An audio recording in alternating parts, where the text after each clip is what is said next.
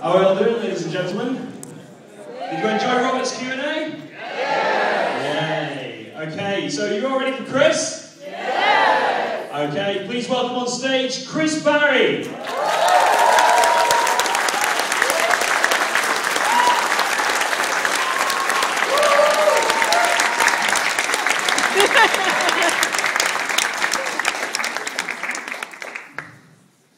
Good morning, everyone. How are we? Nice, I don't look... right, yeah, Robert, the great on screen. Yeah, this Skype thing is quite good. Can we do Skype here? Who needs a laptop? Right, now, you may notice, first of all, it's just to set something in motion while I'm up on stage. I have a jacket here that I'm going to put on. And I'm gonna, towards the end of this question and answer session, I'm going to auction it off. Okay? At least 6 people went ooh. But this jacket has. Beg your pardon. Was that my first question? I sweated in my jacket. Well, I might be sweating in it during the time I'm going to wear it on stage, which is now, because I tell you, I haven't actually worn it. Yes, I know. I'm stripping naked, you see. No, not quite naked, love, no. And I've got this rather delectable corduroy jacket down here. Someone's cold coffee cups, but let's not dangle an arm in it. And yes, I'll put this one on. As you can see, it's got Red Dwarf on the back. In sort of slightly unread dwarf kind of lettering, but that's what makes it interesting, perhaps. And it's got Ship's Snakehead on the front. So you can imagine when I was given this jacket, I can't remember when it was. It was after one of the series, I think. It was a sort of present from the production team, I think. And you can imagine why I don't wear it out. Because, you know, people can see me in a pub or something, you know, wearing this thing and go, that's the bloke from Red Dwarf. And he's wearing a Red Dwarf jacket. Why is he wearing a Red Dwarf jacket? So, to me, it's no real use, but it fits me quite well. That's the disappointing thing. I could have sort of taken all these Red Dwarf references and used this jacket, but anyway. So I'm seeing myself the first time in it, and as I say, towards the end of this session, we will auction it off, so someone has a chance of taking this fine jacket and using it and enjoying it for, you know, for the future. Anyway, let's concentrate on the job in hand. Welcome everyone, nice to see you all. Good turnout, good room, good everything. First question, please. Okay, here we go.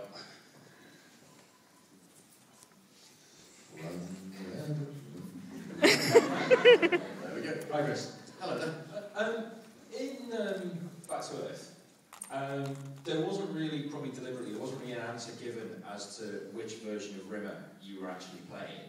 Sort of whether it was original Rimmer brought back or later Rimmer dead again. Sort of, did you really, when you were playing it, did you have any sort of idea in mind as to what version of the character you were, or did you really not care in the slightest? I didn't care in the slightest. That's not true. I care deeply about every syllable I utter as Rimsey. But I didn't think I didn't sort of spend all day, you know, wondering which version it was. To be honest, I know that's not a very full answer to your question, but no, I mean, I you know, it was, I don't know. Ask Doug tomorrow. But no, I mean, obviously, if it's Rimmer, it's Rimmer. To me, I had enough to think about, thinking, Christ, it's 10 years since we've done this, and, you know, I'd be losing hair at the front of my head. How am I going to get that side parting in, you know? So, yeah, I had, you know, Danny's got the wigs to sort of, you know, hide behind, and Robert's got the mask, you know. Unfortunately, I've just got me, you know. So, yeah, it was just, I was more concerned about how easily we'd click back into character. And fortunately, I think we did. It was just maybe a stop too far to sort of worry about what level of Rimsey we need to do. It was just to sort of vaguely get Rimsey right. That was good. You know, that was what I wanted and aimed for. So, That's a deeply unsatisfactory answer to that question. Let's go to another one, though. Over there. Oh, yes, over there. Sorry. Hello there. 1 minute. That's a classic, that one, isn't it?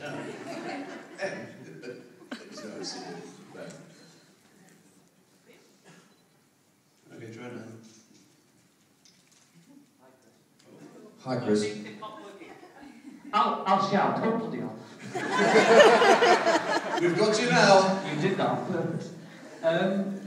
If you accepted a job at Top Gear and wanted were because somebody was leaving, who would you like to replace and why? That's a good question. If I was... Well, Top Gear... Right, first of all, let me just tell you, get the cards on the table from me. Like, Top Gear is to me... And I'm way out of step with the rest of the world on this. I prefer Top Gear in the old days. When they used to talk about, you know, camshaft profiles and things like that, you know, really technical top. And I can understand why they all said we've got to change it, make it much more, you know, user-friendly, if you like, much more open the audience up a bit, you know, get all sorts of people different view on. And basically what it is now, it's sort of latter-day Marx Brothers, isn't it? It's kind of all about the three presenters, you know, and the chemistry they have is fantastic, and the trips they do are great, although I think they're beginning to run out of steam a bit, personally. And, you know, I did a job with James May at Google Revival a couple of years ago, and he said the same thing. He sort of said, actually, Top Gear should have ended about 3 series ago. He ran out of ideas then. And without, not just because I worked with him then, he probably is. I've met all 3 guys on Top Gear, and I would say that I prefer James May just because I just like his sense of humour and his, you know, his character, if you like. Richard Hammond, strangely enough, I think is preferable on his own when he presents stuff on his own. He gets a little bit carried away in Top Gear, you know, with 3 of them there. And Clarkson, well, I don't know.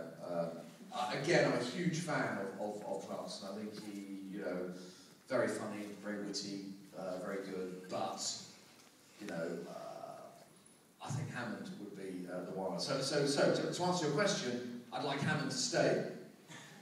Sorry, I'd like May. So James May is my favourite. I want him to stay so I can work with him. And between Hammond and Clarkson to stay, yeah, kick out Clarkson and Hammond stay. So, yeah.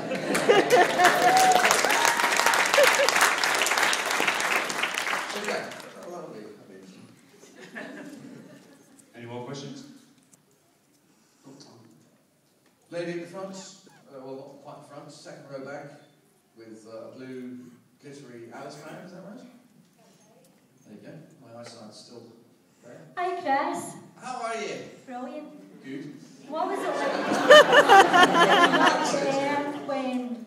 Sorry, start the question again, I was interrupting. Chris, what was it like in Scene of Back to Earth when the female Harley hologram, Katerina Bartokolowski, turned up? Was it a good scene? Yes, it was. She's a great actress. She quite chilling actually in the sort of portrayal of the sort of anti-hologram persona, and a lovely person to work with. But obviously I got the better of her in the end, pushing her out in front of the last one. I thought we know what's going to happen here. But yes, it was very good. She was a brilliant actress, and I hope, you know, I know she's married into royalty now, but I hope that doesn't thwart her acting career, because she's a superb actor, and you know, it was very good to work with her. Sophie, yeah, very, so good. It was good, very positive. Chris, we've got a question Yeah. from the gentleman here. Oh, yes. We'd like to know, do you prefer to play the part of Rimmer or Mr. British?